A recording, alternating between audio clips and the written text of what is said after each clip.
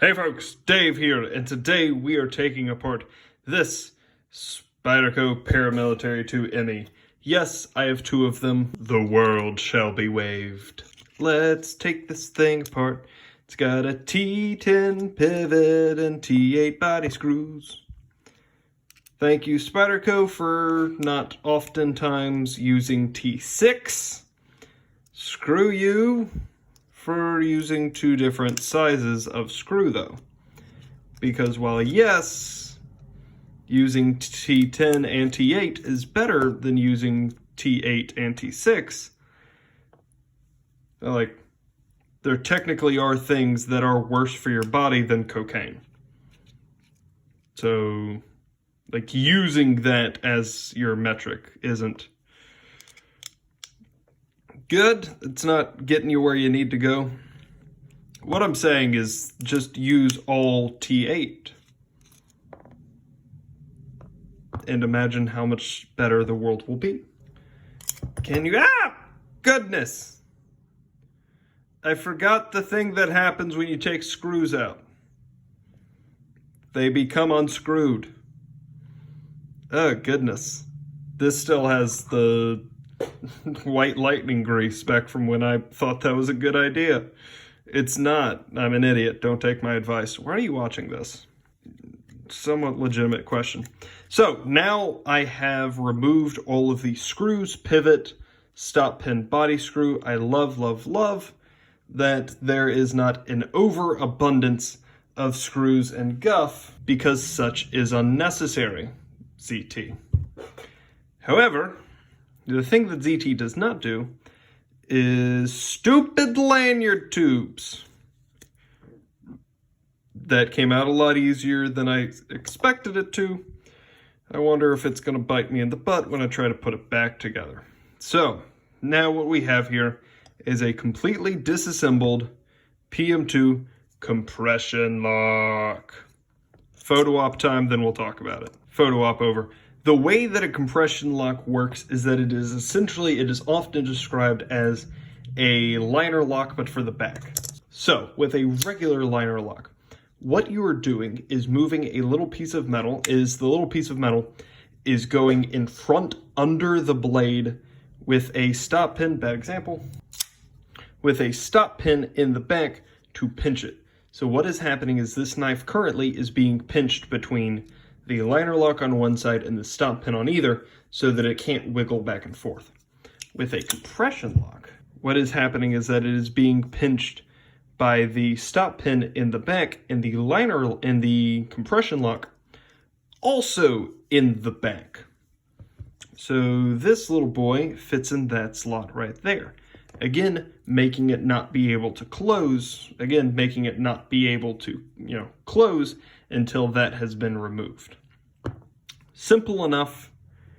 It's the fascinating things about basic engineering and invention that make you realize that wasn't a thing that existed before, even though it obviously makes a ton of sense. And it's kind of absurd that it didn't exist before. Somebody had to invent that. Somebody had to think of that because they hadn't thought of it previously. Just interesting. Thank you for thinking of that, Mr. Spyderco. I'm not intending to take away any from your obvious brilliance.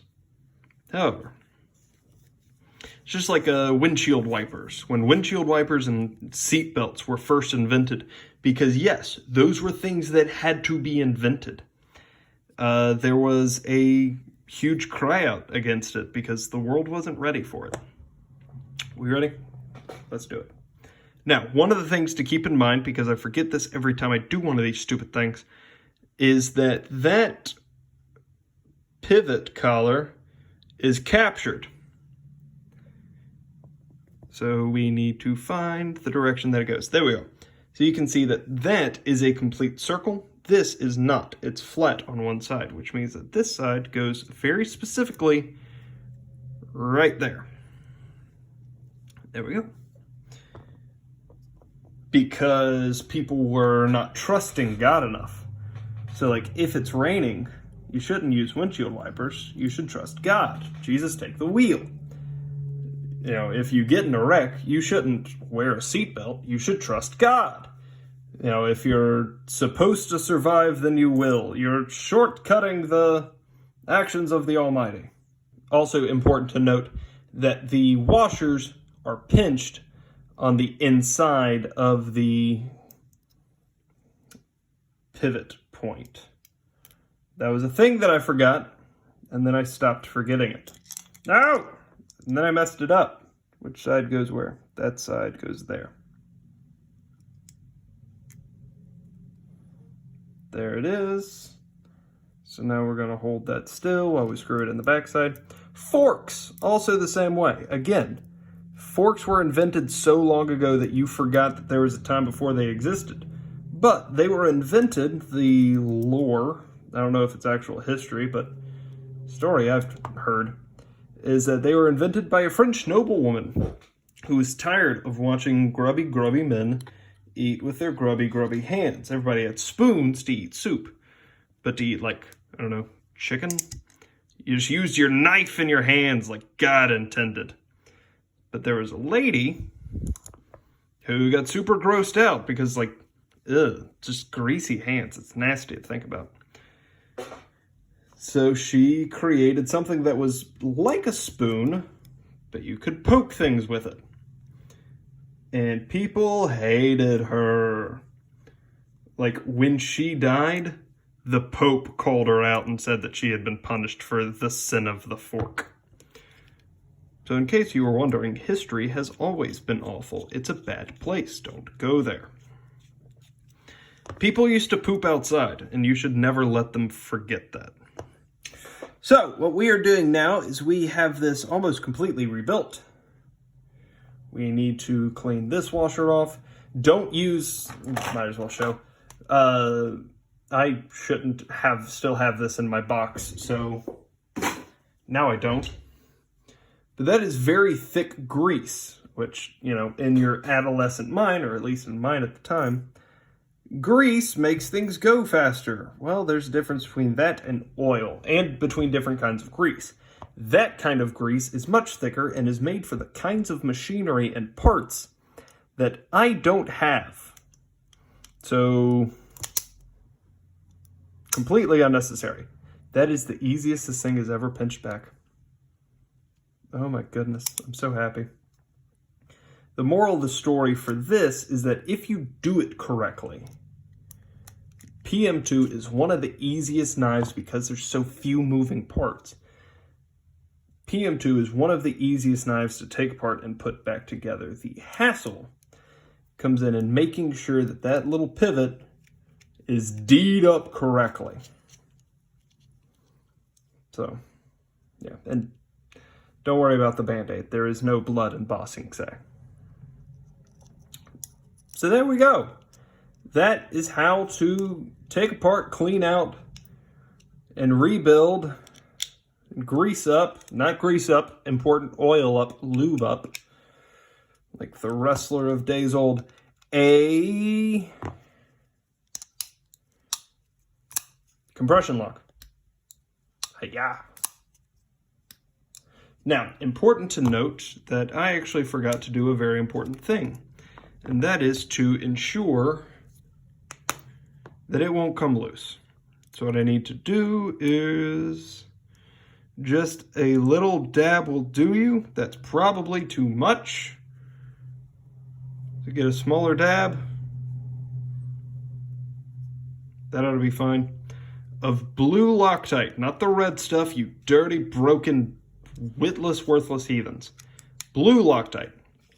Blue Loctite is kind. Blue Loctite is lovely.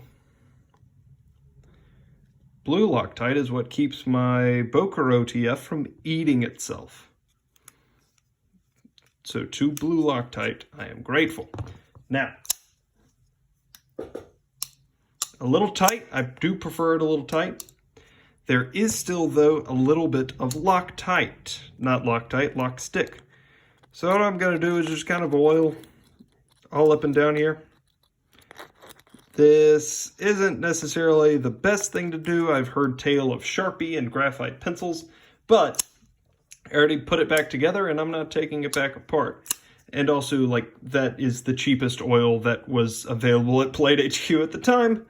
So I'm not exactly it's not exactly a expensive investment. That's interesting. In this review, I talked about the blade. Oh, it's actually the same point.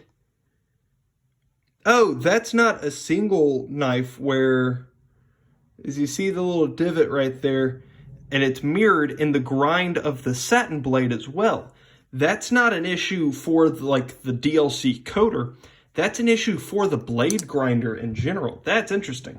I'm glad I made this video. I wouldn't have paid that much attention either. Anyway, so that is now. So play with it for the rest of the night, get everything worked in. That is a PM2. That is a Spyderco. That is a. That is the disassembly of a Spyderco Paramilitary 2 showing off the compression lock. Taking apart this thing or that works just the same way. And with equally restrained amount of screws, which, thank you Spyderco. And neither of these have a lanyard tubes, which makes them easier. Thank you, Spyderco. If you have any questions, comments, concerns, or suggestions, let me know down below. And other than that, y'all have a great day.